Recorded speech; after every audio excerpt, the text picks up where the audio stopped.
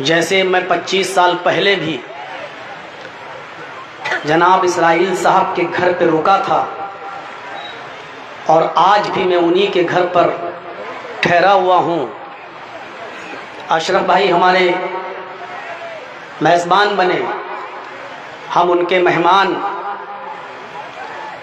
اللہ رب العالمین جو لوگ اس دنیا سے گزر گئے ان کو غریق رحمت فرمائے، ان کی مغفرت فرمائے، اور جو لوگ اس وقت موجود ہیں اللہ رب العالمین ہمیں دین اسلام پر قائم رکھنا، اور جب ہمارا خاتمہ ہو تو ایمان پر ہمارا خاتمہ ہو۔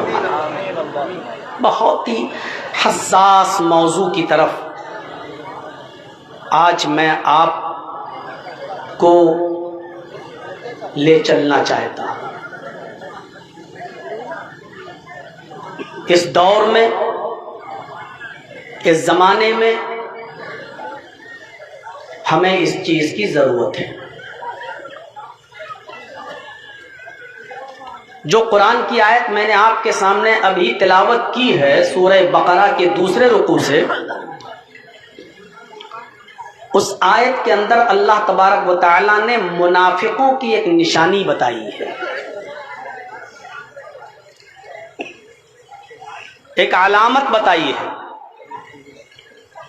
اور یہ بتایا ہے کہ منافق کی پہچان کیا ہے۔ اذا قیل لهم لا تفسدوا فی الارض، منافق کو آپ کیسے پہچانیں گے؟ بہت سی علامتیں ہیں، لیکن یہاں میں ایک علامت بتلا رہا ہوں آپ کو، کہ جب ان سے کہا جاتا ہے کہ زمین میں فساد مت پھیلاؤ، زمین میں فساد برپا مت کرو، تو منافق آدمی جھٹ سے یہ جواب دیتا ہے انما نحن مصلحون، ہم تو اصلاح کر رہے ہیں، ہم فسادی نہیں ہیں۔ ابھی جرجیت صاحب سے کہیے کہ جرجیت صاحب آپ یہ مت بولنا، وہ مت بولنا، اس پہ تقریر مت کرنا، آپ آئے ہو تو یہ مت کہنا، وہ مت کہنا، اور سیدھے سیدھے دین کی بات بتا کر آپ چلے جائیے۔ جرجیت صاحب جھٹ سے کہیں گے کیوں؟ میں جو بول رہا ہوں یا بولتا ہوں وہ کوئی چیز غلط ہے کیا؟ کیا میں سچ نہیں بولتا ہوں؟ کیا میں حق بات نہیں کہتا ہوں؟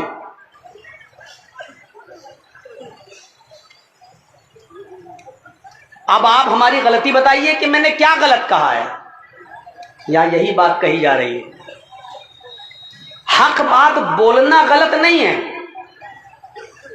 حق بات کو غیر موقع پر اور غیر محل پر بولنا یہ غلط بات ہے۔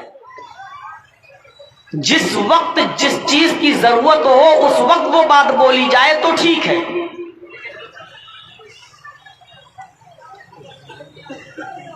اس جلسے میں بول سکتا ہوں کہ 200 300 400 500 آدمیوں کی بارات غلط ہے، اسلام میں کوئی حکم موجود نہیں ہے، شرعاً ناجائز ہے۔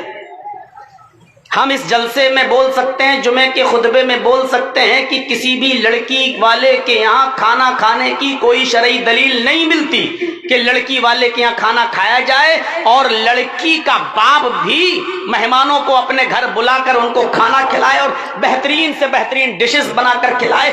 شریعت میں لڑکی والے کے لیے کھلانے کی کوئی ذمہ داری نہیں، ولیمہ ہے جو لڑکے کے اوپر اور لڑکے کے والوں پر فرض ضروری ہے کہ وہ کریں، اولم ولو بشاتن، اگرچہ ایک بکری ہی کیوں نہ ہو لیکن ولیمہ کرو، ولیمہ ہے، لیکن لڑکی والے کے یہاں نہیں۔ اس جلسے میں بول رہا ہوں ٹھیک ہے، جمعے کے خطبے میں بول رہا ہوں ٹھیک ہے، لیکن جرجیت صاحب کو آپ نے بارات کی دعوت دیتی اور جرجیت صاحب کو نکاح پڑھانا ہے، باراتی بھی آ گئے ہیں، بارات بھی پہنچ گئی ہے، پنڈال بھی لگ گیا ہے، میرج ہوم بھی لگا ہے، لائٹیں بھی جل رہی ہیں، 400 500 آدمیوں کی بارات بھی آ گئی ہے۔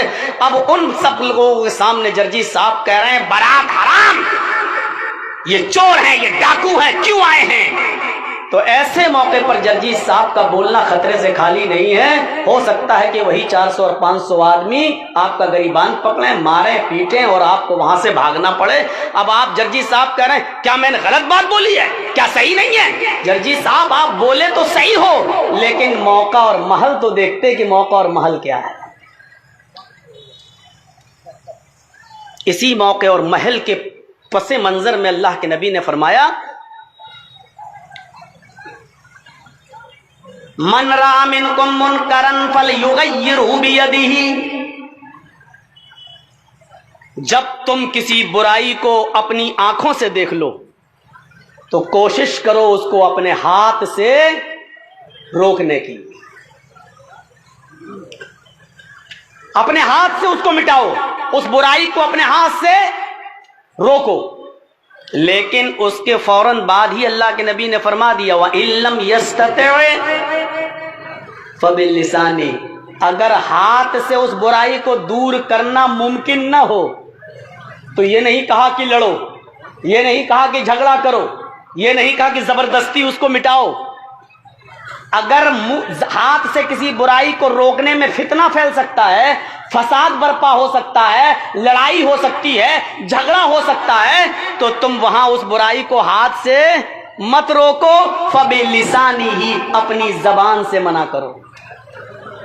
لیکن کبھی کبھی زبان چلانا بھی بڑا مشکل ہو جاتا ہے, اور زبان سے کہنے میں بھی فتنہ اور فساد پھیل سکتا ہے.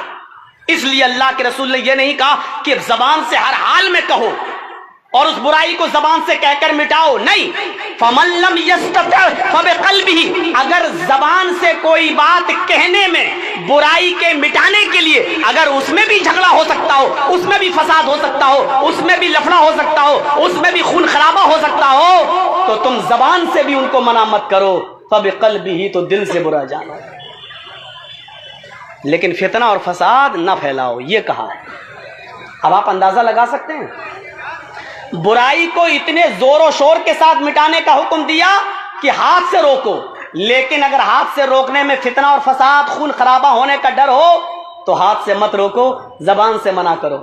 اور زبان سے منع کرنے میں بھی خون خرابہ پھیل سکتا ہو تو زبان سے بھی مت کہو, بلکہ دل سے برا جانو اور خود اس جگہ مت جاؤ, ہٹ جاؤ. ٹھیک ہے, اس کو میں برات منع کروں گا تو یہ ہمارے اوپر پل پڑیں گے, تو جرجیت صاحب آپ خود برات میں مت جائیے, دل سے برا جانیے, اپنے گھر بیٹھیے, چپ چاپ رہیے. یہ ذالک اضعف الایمان, یہ ایمان کا سب سے کمزور درجہ ہے. میری بات آپ سمجھ گئے ہوں گے کہ میرا اشارہ کس طرف ہے, میں کہنا کیا چاہ رہا ہوں. یہ منافقوں کا وصف ہے کہ جب ان سے کہا جاتا ہے کہ زمین میں فساد مت پھیلاؤ تو اکڑ کر کہتے ہیں میں تو حق بات کہہ رہا ہوں, میں تو اصلاح کر رہا ہوں, میں صحیح بات بول رہا ہوں. آپ کے صحیح بات کہنے کا انکار میں نہیں کر رہا ہوں, آپ صحیح بات غلط جگہ پر کہہ رہے ہیں اور غلط وقت پر کہہ رہے ہیں. اب رمضان کا مہینہ چل رہا ہو, آپ قربانی کے احکام بتائیں تو صحیح نہیں ہے. رمضان کے مہینے میں آپ خطبہ دیں کہ قربانی ایسے کرو, جانور کو ایسے لٹاؤ, اتنا دانت کا جانور ہونا چاہیے, اتنا اس کی عمر ہونی چاہیے, تو آپ کو لوگ بے وقوف کہیں گے, جبکہ آپ صحیح بات بول رہے ہیں, قرآن و حدیث بول رہے ہیں. لیکن اس وقت یہ موقع نہیں ہے. رمضان کے مہینے میں آپ کو رمضان کے مسائل بتانا پڑیں گے, عید الاضحیٰ کے مہینے میں آپ کو عید الاضحیٰ کے مسائل بتانا پڑیں گے, قربانی کے مسائل بتانا پڑیں گے. میرے بھائیوں, اسی طریقے سے حق بات کہنے کا اور صحیح بات کہنے کا ایک موقع ہوتا ہے, اس موقع پر آپ کہیے, اور ایک وقت ہوتا ہے, اس وقت پر وہ بات کہیے تو اچھی لگتی ہے. تو منافق وقت اور ٹائم نہیں دیکھتا ہے, کہتا ہے انما نحن مصلحون, ہم تو اصلاح کرنے والے ہیں. لیکن اللہ نے کیا کہا, الا, ہوشیار رہنا ایسے لوگوں سے. انہم هم المفسدون ولکن لا یشعرون, یہ اصلاح پھیلانے والے لوگ نہیں ہیں, اصلاح کرنے والے لوگ نہیں ہیں, یہ سماج کا بھلا چاہنے والے لوگ نہیں ہیں, یہی فسادی ہیں, یہی مفسد ہیں. وَلَٰكِن لَّا يَشْعُرُونَ, ان کو پتہ نہیں ہے, یہ جانتے نہیں ہیں. یہ سمجھ رہے ہیں کہ میں بہت اچھا کام کر رہا ہوں, یہ سمجھ رہے ہیں کہ میں بہت نیک کام کر رہا ہوں, حالانکہ نیک کام کرنے کا یہ وقت نہیں تھا. اب میں ایک دو مثالیں آپ کے سامنے رکھوں گا. 35 साल की उम्र थी नबी अकरम सल्लल्लाहु अलैहि वसल्लम की, यानी 40 साल के बाद आप रसूल बने। अभी नबी भी नहीं बने थे, अभी रिसालत भी नहीं मिली थी, नबूवत भी नहीं मिली थी। उम्र कितनी थी? 35 साल। और मक्के में तेज बारिश हो गई, सैलाब आ गया, और खाने काबा जिसका हम और आप सब तवाफ करते हैं, उस खाने काबा में शिकाफ पड़ गया, वो ढह गया, वो गिर गया। तो मक्के के लोगों ने अज सरे नौ दोबारा खाने काबा को बनाकर तैयार किया। ये सबका अकीदा था कि अल्लाह का घर है, खाने काबा को बनाकर तैयार किया। जब खाने काबा बनकर तैयार हो गया, आप लोग थोड़ा जल्दी करिए, बीच में खड़े होकर चंदा करने को मैं मना नहीं कर रहा हूं, लेकिन थोड़ा सा डिस्टर्ब हो रहा है, जल्दी कीजिए। मदरसे का काम है, वो तो करना ही है, वो तो जरूरी है, इसी मकसद से जलसा हुआ है, उसमें कोई रुकावट नहीं, लेकिन थोड़ा जल्दी जल्दी। खाने काबा जब बनकर तैयार हो गया दोबारा, तो जो हजरे अस्वद था, हजरे अस्वद जिसको हम और आप जाकर चूमते हैं, जो वहां तक पहुंच जाए, बोसा लेते हैं, उस हजरे अस्वद को रखने का जब नंबर आया, उसको उसी जगह पर रख दिया जाए जहां वो रखा है, तो उसको रखना था। तो बड़े बड़े कबीले लड़ने लगे, बड़े बड़े कबीले लड़ने लगे, खानदान लड़ने लगे। ये कहता है मेरा कबीले का सरदार रखेगा, दूसरा कबीला कहता नहीं, इस हजरे अस्वद को मेरे कबीले का सरदार रखेगा, तीसरा खड़े होके कहता है इसको मेरे कबीले का सरदार रखेगा, चौथा कहता है इसको। अलगर्ज बड़े बड़े कबीले लोग लड़ने लगे और कहने लगे कि नहीं, इस हजरे अस्वद को उठाकर उसकी जगह पर रखने का हक सिर्फ हमारे कबीले को हासिल होगा। यहां तक कि तलवारें निकल आई, लड़ने पर आमादा हो गए, खून खराबा फैलने की नौबत आ गई, खून खराबा फैलने की नौबत आ गई। अब आप लोग अपनी जगह पर बैठे रहिए, जिसको जब कोई नजराना तोहफा मदरसे को देना हो सदका, तो इंशाअल्लाह मैं आपको मौका दूंगा, तकरीर के बाद मैं बैठूंगा, मुझसे मुसाफा भी करिएगा, और मेरे हाथ पर इस मदरसे के लिए आपको कुछ देना भी होगा। आप उसकी जेब से मैं निकालूंगा, जरूर अपनी मोहब्बत देखूंगा। 26 साल से करते चले आ रहे हैं, अब तक बुला रहे हैं, तो आज भी देखता हूं कि आपको कितनी मोहब्बत है हमसे और मेरी कितनी बात मानते हैं। लेकिन बीच में उठ कर थोड़ा डिस्टर्ब मत कीजिए। तो मेरे भाइयों सुनिए, खून खराबे की नौबत आ गई, तलवारें निकल आई, फितना फैल गया।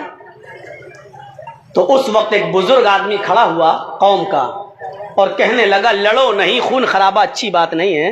एक काम करते हैं कि आज सब लोग अपने घर पे जाओ, हजरे अस्वद को यहीं रहने दो, आज सब लोग अपने घर पे जाओ, कल सुबह सबसे पहले खाने काबा में जो आ जाएगा, सबसे पहले खाने काबा में जो आ जाएगा, उसी को जज मान लिया जाएगा, उसी को फैसल मान लिया जाएगा, और वो जो फैसला करेगा उसके फैसले को हम और आप सब तस्लीम कर लेंगे। वही जज होगा, वो जो फैसला करेगा उसका फैसला माना जाएगा। सब लोग इस बात पर मुत्तफिक हो गए कि हाँ चलिए, कल सबसे पहले जो खाने काबा में आएगा वो जज होगा, और वो जो फैसला करेगा उसका फैसला सब मान लेंगे। तो हर आदमी को ये उम्मीद थी कि सबसे पहले मैं ही आऊंगा, हम सोएंगे ही नहीं आज रात में, सबसे पहले हम ही आएंगे खाने काबा में। तो सब लोग जाकर अपने अपने बिस्तर पर बैठ गए, बातें करने लगे। मुहम्मदुर रसूलुल्लाह, जो अभी तक मोहम्मद इब्ने अब्दुल्लाह हैं, वो भी आए और आप अपने घर में आकर लेट गए, आराम करने लगे। जो जल्दी सोता है अमूमन वो जल्दी उठ जाता है, और कभी कभी रात भर जागने के चक्कर में आदमी को बिल्कुल, जब रात की जवानी होती है तो आदमी की आंख लग जाती है। स्टेशन पर बैठे 12 बजे से बैठे, इंतजार कर रहे हैं, पता चला गाड़ी 2:30 बजे आएगी, फिर वो 3 बजे आएगी, फिर 3:30, अचानक आंख लग गई, पता चला गाड़ी आई और चली भी गई और हम बैठे रह गए। जो लोग आए वो रात भर जागते रहे, लेकिन ऐन मौके पर जब सुबह होने वाली हुई तो उनकी आंख लग गई, और मोहम्मद इब्ने अब्दुल्ला आते ही सो गए थे, इसलिए सुबह जल्दी उठ गए और खाने काबा में सबसे पहले पहुंच गए। اب جب ان لوگوں کی آنکھ کھلی، یہ لوگ بھاگتے ہوئے جب پہنچے خانہ کعبہ تو کیا دیکھتے ہیں کہ خانہ کعبہ کا دروازہ کھلا ہوا ہے، اور جب یہ لوگ اندر پہنچتے ہیں کافرین مکہ تو کیا دیکھتے ہیں؟ محمد ابن عبداللہ پہلے سے موجود ہیں۔ تو جانتے ہو ان سب کی زبان سے کیا جملہ نکلا؟ جیسے ہی ان لوگوں نے محمد ابن عبداللہ کو دیکھا تو ان کی زبان سے جو جملہ نکلا وہ جملہ یہ تھا، قد جاءنا الامین قد جاءنا الصادق، ہمارے پاس امانت دار آ گیا، ہمارے پاس ایک سچا انسان آ گیا۔ مجھے تھوڑا ڈر لگ رہا ہے، یہ لائٹ آنکھ مار رہی ہے، ڈیزل کہیں ختم ہونے والا نہ ہو، تھوڑا پہلے سے بول کے رکھیے، نہیں تو پھر ایک دم اندھیرا ہو جائے گا، پھر لوگوں کو بیڑی اور سگریٹ پینے کا موقع مل جائے گا۔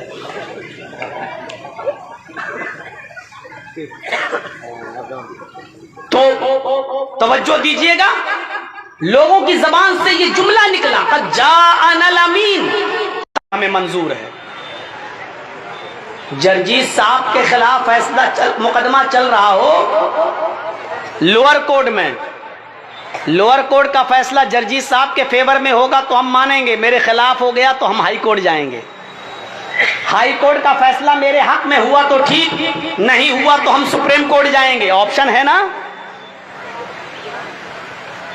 یہاں کوئی آپشن نہیں۔